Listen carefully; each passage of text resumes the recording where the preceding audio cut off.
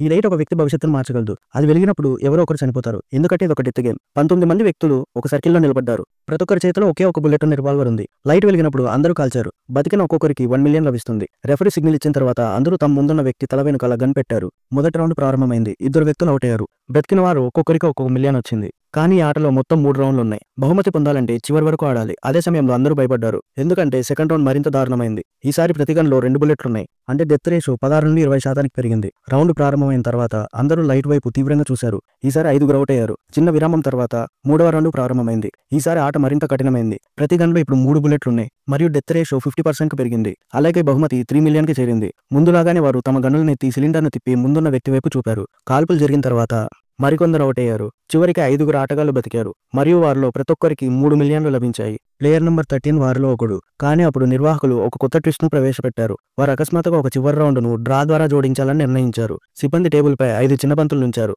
నల్ల బంతులు ఎంచుకున్న 2 వ్యక్తులు ఒకరితో ఒకరు పోటీ పడాలి. తెల్ల బంతులు ఎంచుకున్న వారు ఇంకపై ఆడాల్సిన అవసరం లేదు. వారు బహుమతితో ఇంటికి వెళ్ళవచ్చు. ప్లేయర్ 13 ఇంకా ప్లేయర్ 6 నల్ల బంతిని ఎంచుకున్నారు. ఈ ఇద్దరు ఎదురెదురుగా నిలబడాల్సి వచ్చింది. ఈసారి గన్లో 4 బుల్లెట్లున్నాయి. వారిలో ఎవరు బతుకుతారో ఎవరికి తెలియదు.